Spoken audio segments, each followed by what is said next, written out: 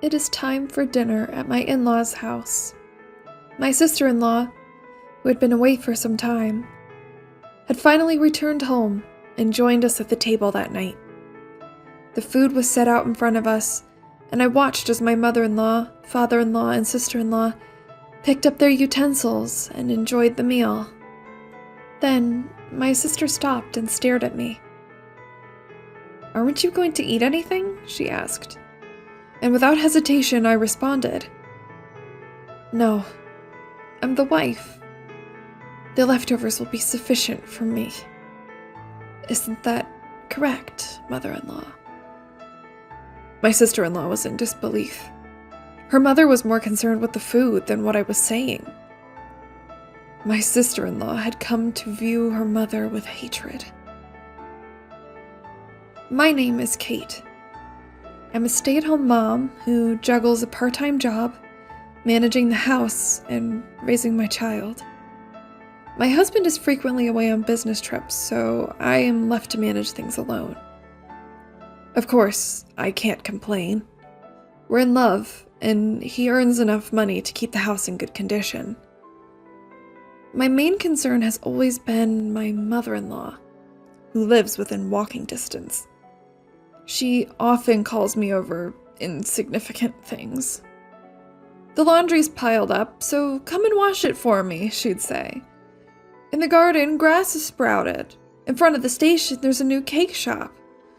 She constantly requests that I run errands for her.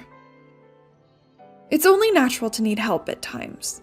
I could forgive her if she did these things once in a while, but it has become multiple times in a day. Honestly, it's been nothing more than a nuisance.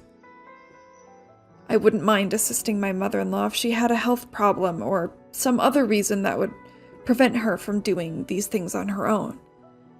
However, my mother-in-law is in perfect health, save for her obesity, but she hasn't reported her weight having an effect on her ability to function normally. At my in-laws' house, I am treated as though I am a maid. My father-in-law, unlike his wife, adores me. However, he is completely unaware of the way that she treats me. My mother-in-law only calls me when he's out of the house. When I let my husband know about this, he claimed that he would talk to his mother about it, and he has. He's warned her time and time again, but she, on the other hand, would make a fuss about it. She would say, "Well, Kate promised that she would help me, but when I asked her to, she changed her mind."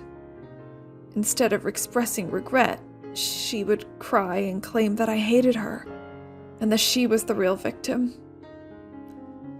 After several times of going through the same thing, I felt awkward bothering my husband with it anymore. I knew that he was so hard at work, and I felt guilt in asking him to help me repeatedly. Eventually, I stopped asking him. Perhaps this is what my mother-in-law wanted, but either way, I was now in a place where I couldn't talk to anyone about what I was going through, and I spent my days alone dealing with her. As of late, her demands of me have increased. One morning, I was made to clean up my in-laws' garden. She instructed me to cut branches from the trees in the yard and gather them all up. It was exhausting work, especially as the sun creeped higher into the sky. I was sweating, but I couldn't stop to drink. By the time that I was able to take a break, I went inside the house to find that it was past noon.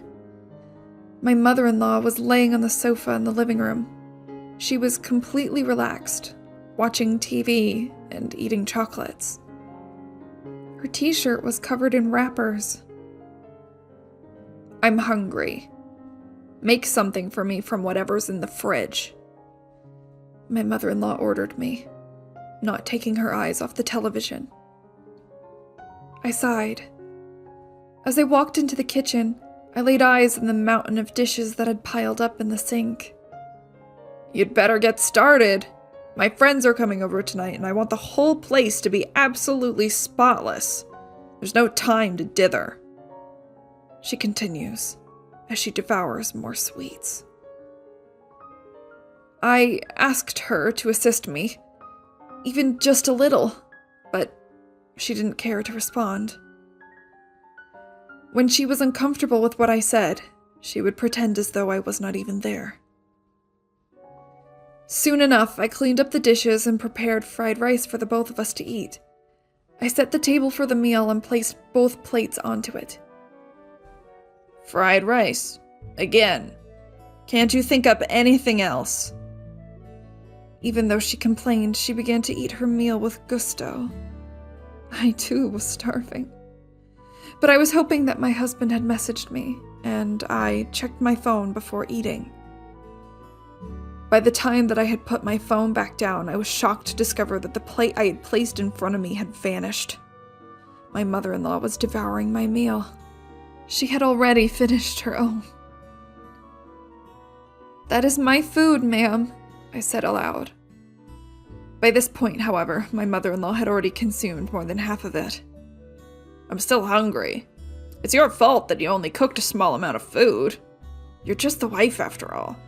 You'd think that you'd make more, considering you know the wife eats after the rest of the family's finished.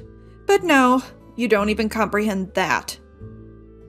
My mother-in-law quickly devoured the remaining fried rice without waiting for me to respond.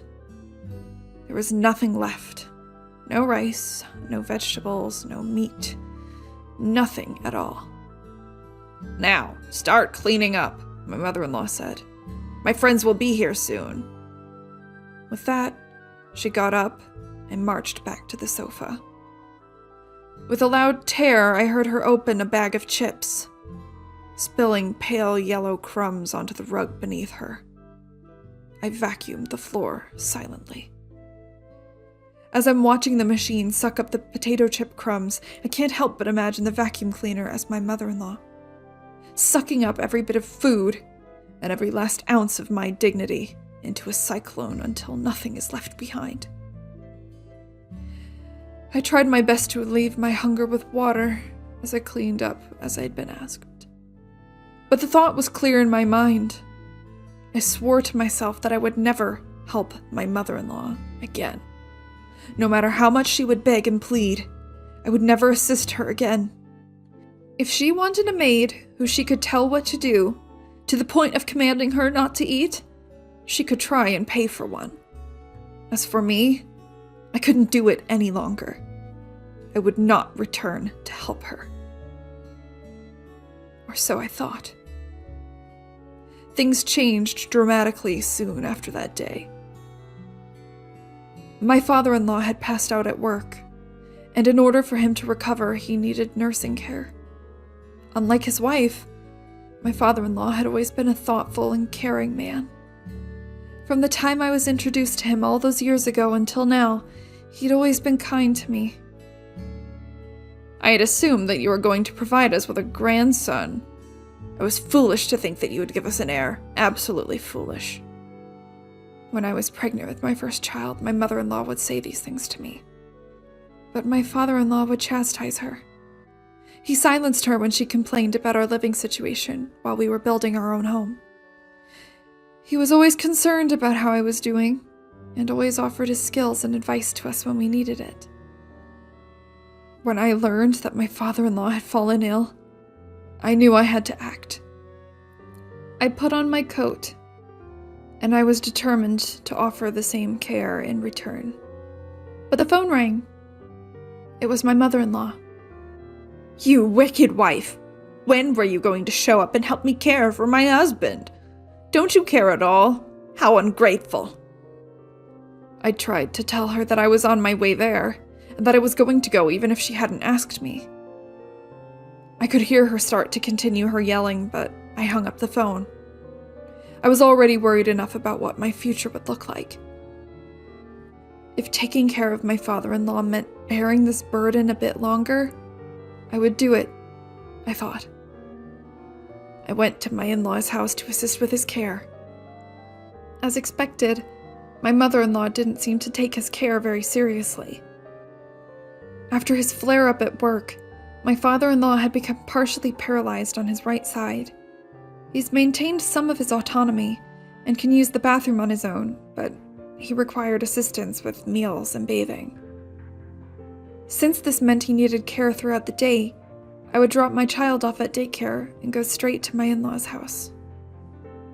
I make breakfast for my father-in-law, wash his sheets and bedclothes as needed, and so on. I then tidy the house and prepare lunch. It was difficult work, but knowing that it was for my father-in-law, it became much easier. Even still, my mother-in-law would not resist. She insisted on criticizing everything that I was doing. She would make a fuss into my ear while I was preparing food for my father-in-law. "This is something for sick people to eat. Can't you bother making something more regular?" "This food isn't for you. I'm making it for Dad," I told her. "You're in good health, and you could make your own food. As I said previous, I'm only here for my father-in-law's benefit. And beyond that, I'm here because you will not take care of him. I believe that you're able to take care of yourself at the very least."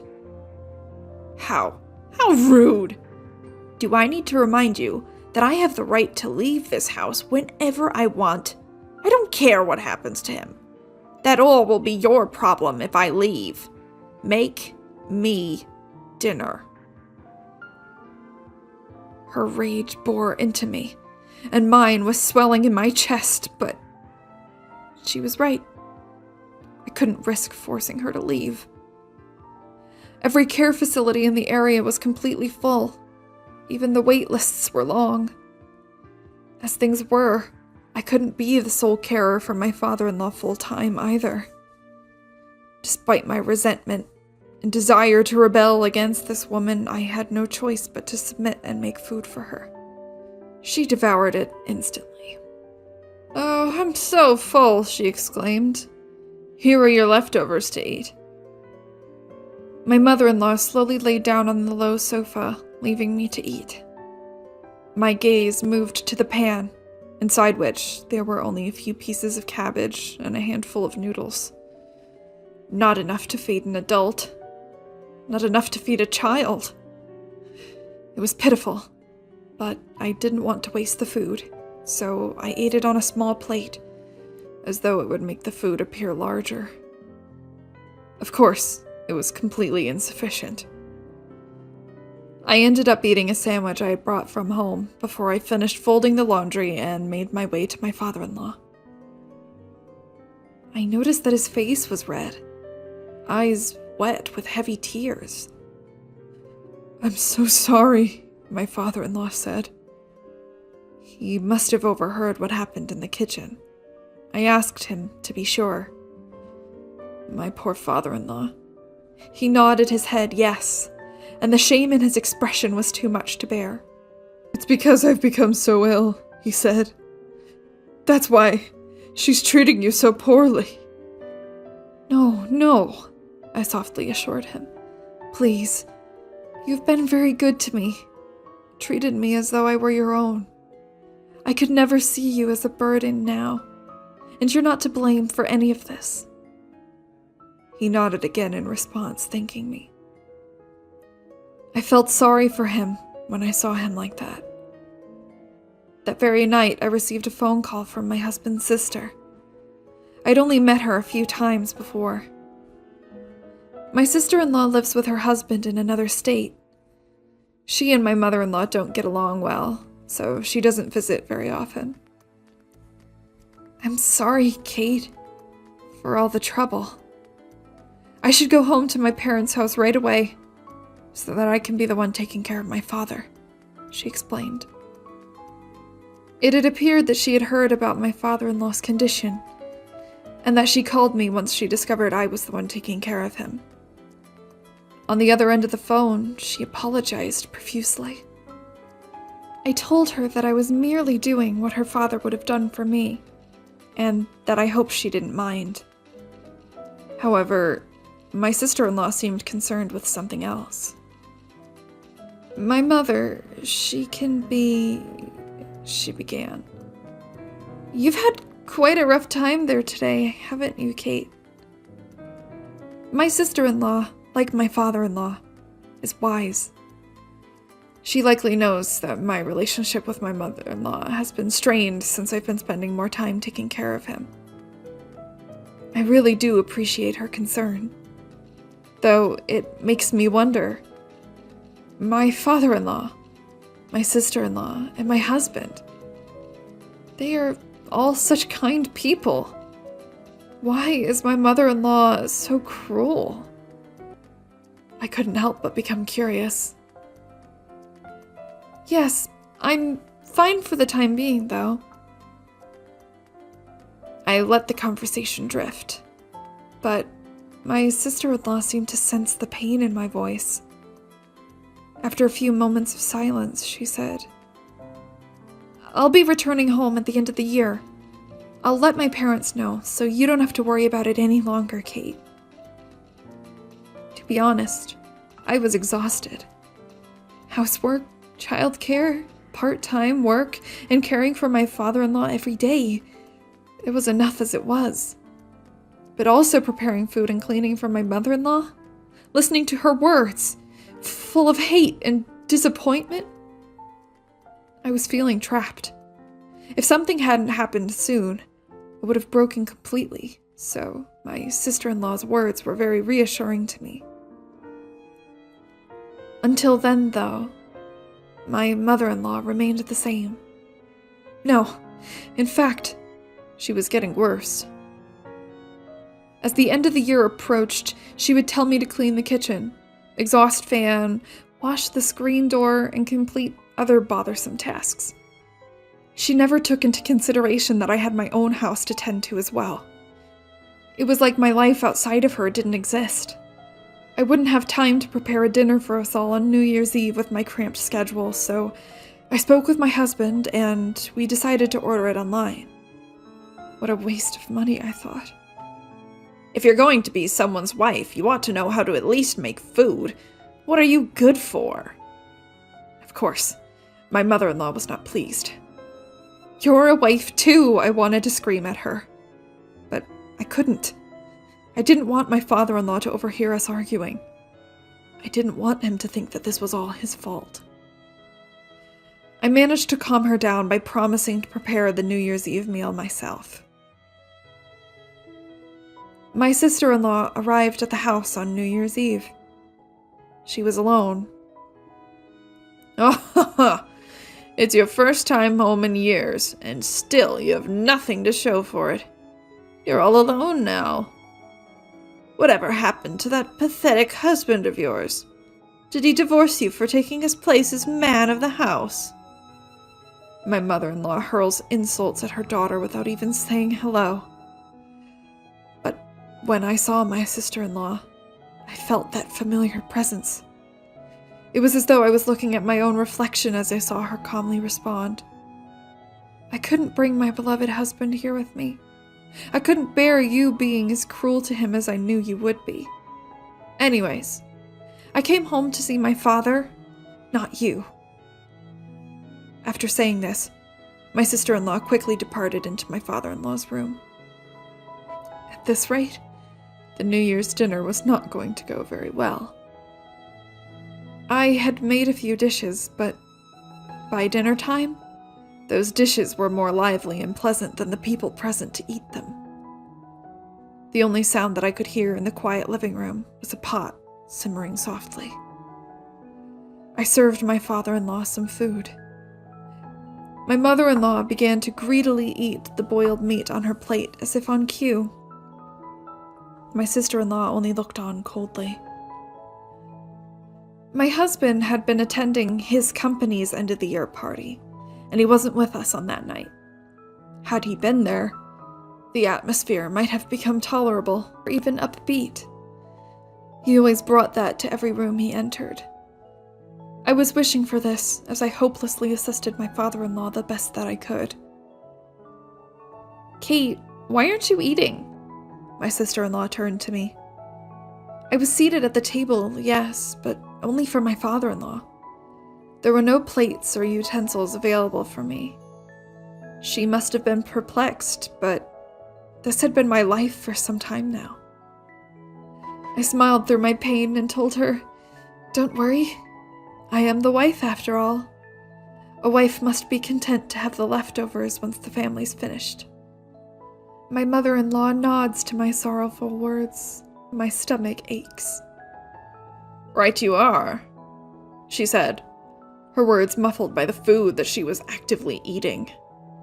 She was preoccupied with the meat and was thoroughly uninterested in conversing with us.